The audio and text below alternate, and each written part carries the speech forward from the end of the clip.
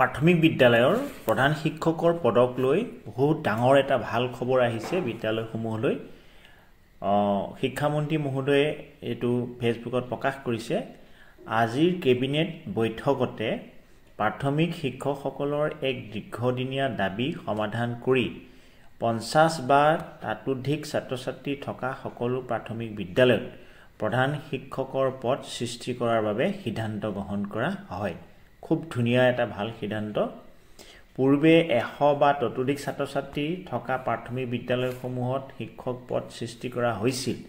বৰ্তমান এই বিদ্যালয়সমূহত প্ৰধান শিক্ষক নিযুক্তিৰ বাবে গাইডলাইন প্ৰস্তুতি সম্পূৰ্ণ হৈছে আৰু শীঘ্ৰে নিযুক্তি দিয়া হ'ব। প্ৰধান শিক্ষকসকলে সম্পূৰ্ণ বিত্তীয় আৰু প্ৰশাসনিক ক্ষমতাসহ DDO হিচাপে কাৰ্যনিৰ্বাহ কৰিব পাৰিব। এইটো এটা খুব ভাল খবৰ।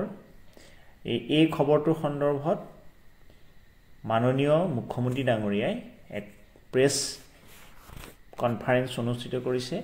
তেখেতে প্ৰেছত কথাখিনি কেনেধৰণে আগবঢ়াইছে আহকচোন আমি সেই বিষয়ে জানি লওঁ। দীৰ্ঘদিন ধৰি অসমৰ প্ৰাথমিক বিদ্যালয় শিক্ষক সংস্থা আৰু আনসকলে এটা দাবী কৰি আহিছিল যে প্ৰধান শিক্ষকৰ পদ প্ৰাথমিক বিদ্যালয়বিলাকত হ'ব লাগে।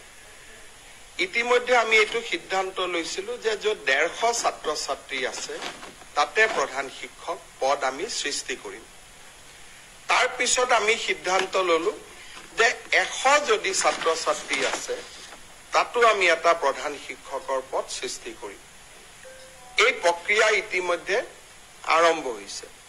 কিন্তু আজি আমি কেবিনেটত এটা খুব ইম্পৰ্টেণ্ট সিদ্ধান্ত লৈছো যে যদি কোনোবা স্কুলত 50 জন ছাত্ৰ-ছাত্ৰী আছে, 50 টোটেল যদি ষ্টুডেণ্ট আছে LP স্কুলত, এইটো UP আৰু হাই স্কুলক লৈ এইটো সমস্যা নাই, এইটো অকল LP স্কুলক লৈ সমস্যা আছিলে।